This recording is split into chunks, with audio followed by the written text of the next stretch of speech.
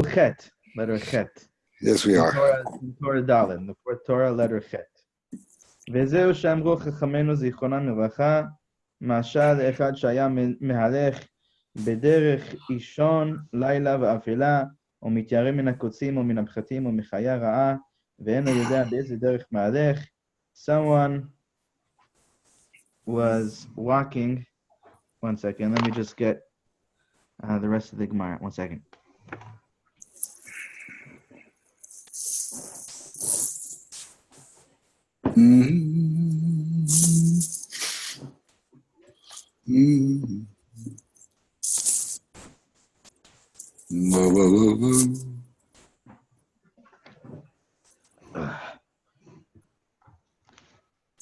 Okay.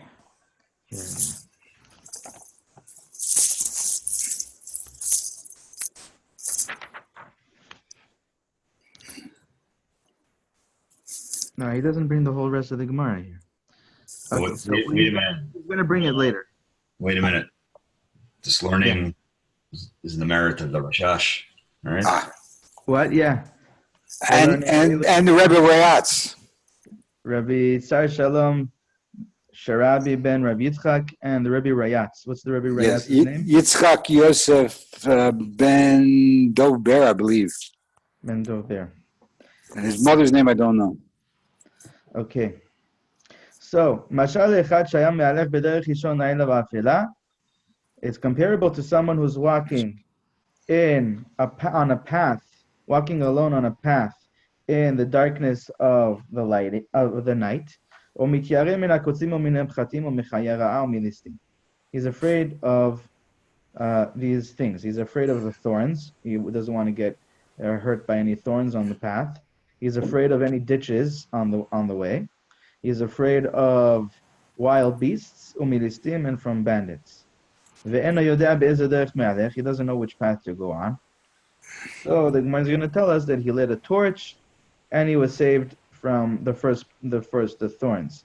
And then he lit, and then it became morning, and there was the sun, and he was saved He lit a torch, and he was saved from the thorns and the ditches.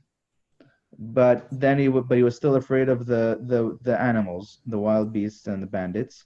And then when it became morning, he was saved from that, but he still didn't know what was the right way to go, which path he was on. And then he came to the crossroads where there were signs guiding him which way to go, and he was saved from all of them. Meaning, at this point, he was saved from all of the things he was afraid of. So what's the crossroads? Where does a person receive the map, the ways, the GPS, which way to the actual direction, which path to go in? That's the Talmid Chacham. That's the aspect of the Talmid Chacham. Okay. So now Rabbi Nachman is going to explain this based on what we were speaking about. A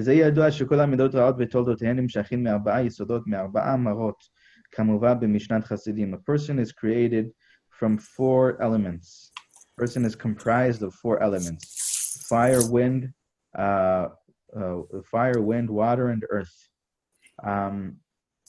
That's what a person is comprised of, and they correspond to the 4 letters of Yud Kei Vav Kei. We see that a person has human needs. There are certain basic human needs that every person has, and that comes from these 4 elements that we're created from. We are comprised of these 4 elements, and therefore we have these 4 human needs. Earth is the human need for consistency, certainty, stability. That's what earth is. Water is expressed in the need for uncertainty, for variety, excitement, all the pleasures of the world, that a person is looking for. It's because they want a certain experience, a different experience than what they have right now. A certain stimulation. That's what water is, the element of water. The element of wind is expressed as a need for love and connection, right? We always, that's why it's about speaking. All the different types of speaking is connected to the element of wind. And speaking, the different types of speaking, if it's good speaking or not good speaking, it's for connection. It's for connecting to other people. If a person were alone, then he would have no one to speak to, right? No need to speak. You need to speak. You need to speak not because you need to speak. No, but I mean, if he was alone, he would have no need to speak. No need to speak, right? Right. And then the element of fire is the element is expressed as a need for a person to feel significant and important in some way. For a person to feel worthy, significant, important. That's the element of fire. Now, all of these needs, a person can fulfill them in a helpful, constructive way, in a way that is not in a way of bittul, in a way that it's not for my own self-fulfillment, it's for the fulfillment of Hashem's honor.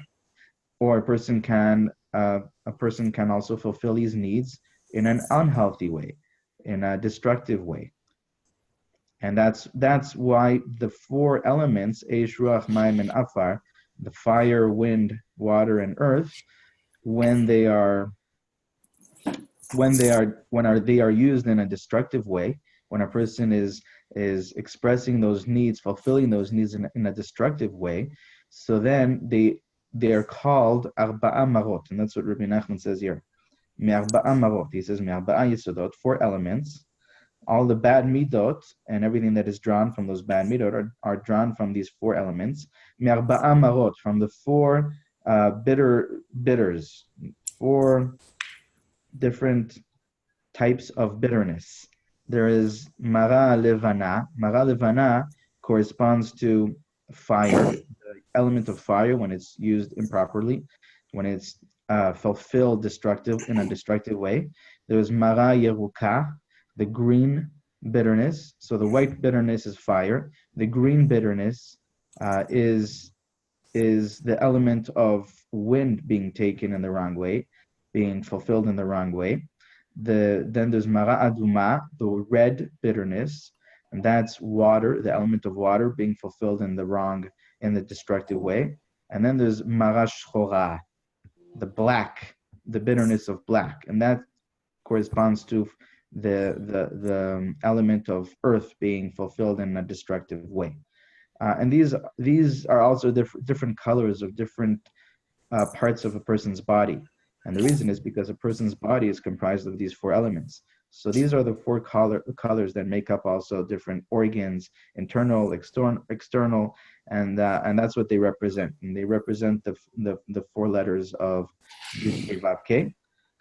When a person rectifies them, and they become a merkava, a vessel for the name of Hashem to be expressed and revealed, right? That's when a person is fulfilling these needs in a constructive way, constructively for himself, constructively for others, and constructively for Hashem. When a person is constantly in growth and contribution not only in this world, but also for all of eternity and the spiritual plane.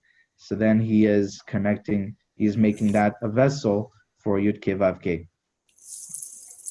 That's actually the whole sefer. Rabbi Chaim Vital has a whole sefer explaining how a person comes to Ruach HaKodesh, holiness in Ruach HaKodesh, and prophecy at the end, in the last part, and the whole beginning is the importance of fixing these 4 elements. When a person rectifies these 4 elements, so then everything else comes easier. So a person has This reminded me of something that's off topic a little bit, but while it's on my mind, maybe you can answer.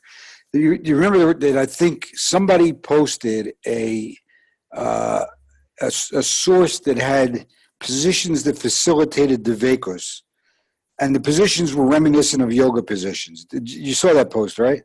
Yeah. Do you remember what the source was? Positions that what about Veikos? They facilitated the Veikos. Like you would get into these positions that would facilitate the Veikos. Okay, well, it wasn't for facilitating Veikos directly. It was about relaxing the body in order to be able to. So yeah, it's not. It was even more reminiscent of yoga than I imagined. Well, yes. In the sense that it is about relaxing the body. Yes, right? that's the only Yeah, comparison. the only similarity. Do you remember this? Do you remember the source? Yeah, it's a sefer called, what's the sefer called? I know who wrote it, Rabbi Tzayach. He was a Kabbalist before the time of the Arizal. Okay, before that time? Yeah. Okay. And it was just recently reprinted by a rabbi in Yerushalayim in the Old City that I know, Rabbi Torjman. And people really liked it because it speaks about prophetic Kabbalah. And so a lot of people really like that. But okay, that's very nice. I mean, you know what? It's not very. People like when things are complex. When there's a complex, you know what? When there's a complex course on how to attain and achieve Ruach HaKodesh and prophecy and all that, everybody is going to eat that up. You know, when it's very complex and there's very many parts to it, everybody would eat that up because people are attracted to that something is complex, and that's the ego that's speaking. You know. Yeah, because the ego is saying if it was straightforward and simple, I'd be doing it already. It must be complex. Yes. Because I know I'm better than that, right? That's one way of looking at it, and it's also because the ego wants to have this tremendous wisdom, this complex wisdom that is significant, that nobody else. I know something you don't know.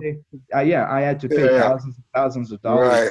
Right. It was developed by whatever in order, and that's why I can achieve it. But people don't realize. First of all, one thing is that they don't realize is that.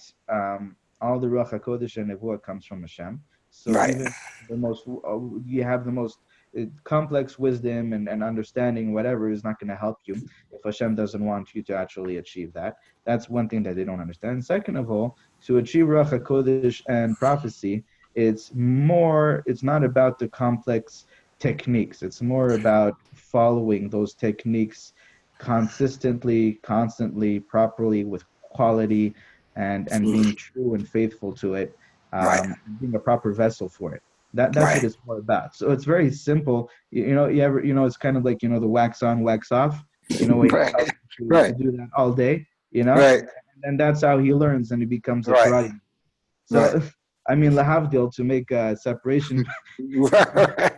but the point is that if a person would follow the things that our rabbis have taught us, it's right there out in the open.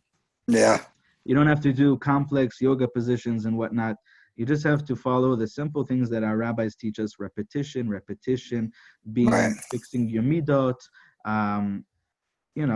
just doing that, but consistently. It's all about your God. It's all about your mind, your consciousness. So if you're consistently and constantly throughout the day, always thinking about Hashem, returning to Dveikut in Hashem, just by doing that, but consistently, meaning that, let's say a person is awake for 18 hours a day, let's say. So within those 18 hours, to work to a point where throughout those 18 hours, maybe 99.999% of the time, you're in Dveikus with Hashem, direct Dveikus. If a person would do that consistently, okay, then they would reach Ruach HaKodesh and Dveikut and Nevuah very, very soon. They would have tremendous visions, dreams, etc., etc. Problem is, people are looking also, this is the third problem, and this is also from the ego. People are looking for the shortcut, and they think that, well, if I know a little bit more, then I can find a way that I won't have to be in Dveikut throughout the whole day, because I would like to live my life. But I want to go have some fun.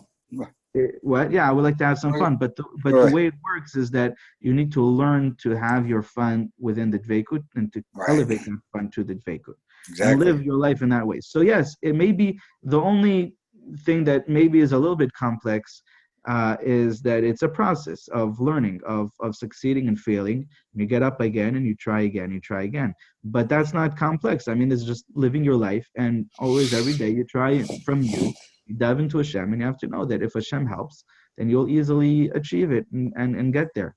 And so with that understanding, just continue doing what you're doing, connecting your complete your consciousness completely to Hashem, with powerful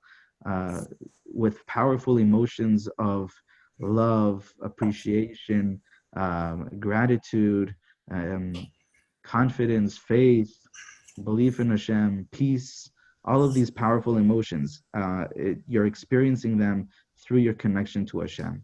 And that changes the DNA, the physical essence of a person's body to be a proper vessel to receive the light in a revealed way. Because the light is constantly shining upon us. But the body, this is the Baal Shem Tov says, the body is like blocking it. It's not allowing us to see. The Baal Shem Tov says on the Mishnah Mesechet Avot, Ayin Ro'ah v'Ozen Shomat, he says that a person's eye, the fact that it has the power to see, should be able to see everything that it in the spiritual realm as well. And a person's ear that was given the power to hear, by who? Who gave us the power to hear? Hashem. And so it has the power to also hear everything in the spiritual realm, what's going on up there. And a person is able to feel all the spiritual things as well.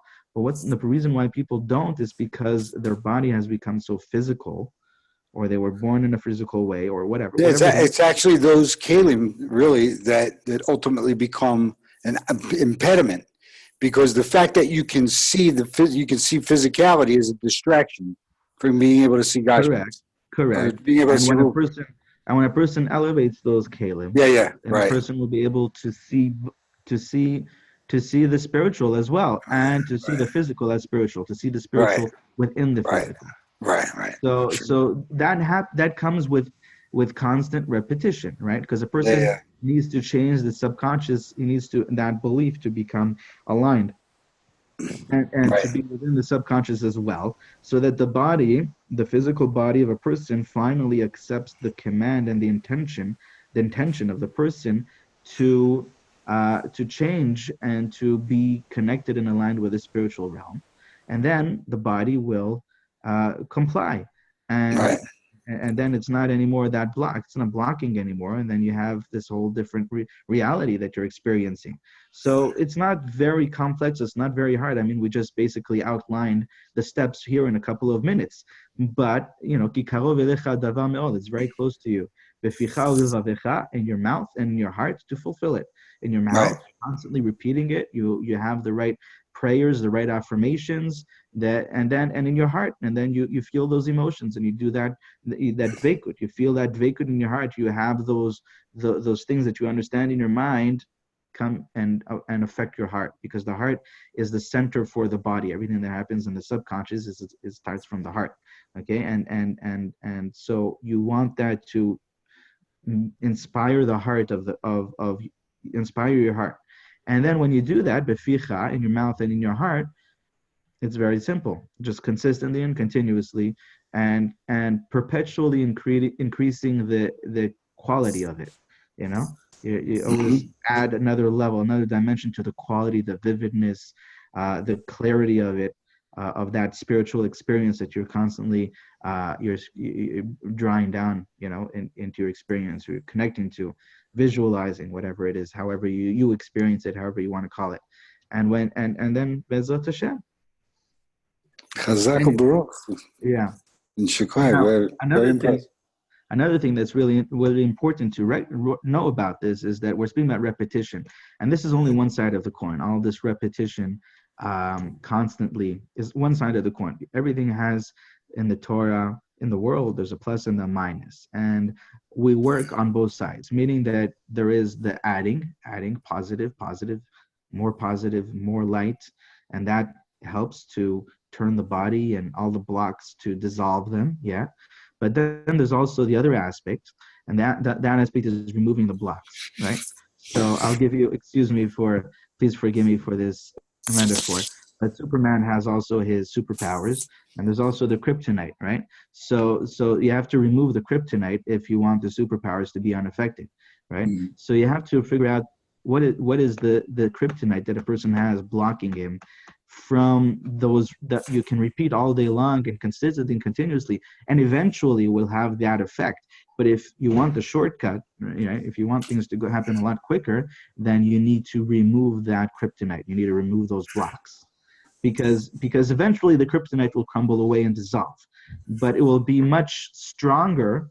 The effect will be much greater and much quicker and more effective if you just remove those blocks. And that's what Rabbi Chaim Vital, why in his sefer on achieving prophecy, Ruach HaKodesh, the whole beginning of the Sefer is about rectifying these four elements, which is the source of the bad midot of a person. Because the bad midot of a person, the destructive ways that a person is living, feeling, thinking, and all that is the kryptonite. And if a person removes that, so then with very little effort, very little repetition, you'll have way more results. Because there's nothing that's blocking it, you understand? So it just becomes that, you understand? So we're talking about things like Lashon Hara, that sort of thing, huh? Yeah, but what's at the source of it, right? So what's the source of it, right? It's the destructive way that a person is seeking to that love and that connection, right? I think that at the source, the tikkun, and Rabbi Yitzchak Ginsburg says things that are very similar to this, is that emuna and bitachon in Hashem is at the source of rectifying a person's midot. What does that mean? So, for example, a person has a need for, or a want. So does Shalom Arush, doesn't he? Yes, okay. No, yeah, that's true. That's true. He speaks about just speaking about the emuna. But how does that work? So, on a deeper level, when a person has a need for love and connection, right? A person has that need for love and connection in the nefesh of a person. Is your internet okay? Can you hear me? Hello? I think your father's video is frozen by me. Can you hear me? Can you hear me? I can hear you. You can hear me, but can he hear you? It's frozen by you too? He is frozen. Listen, I can't stop anyway. You have to stop now? Yeah. Okay. All right. All right. So can you remind me to continue on this tomorrow? We're not learning tomorrow. Huh? We're not, or at least we're not.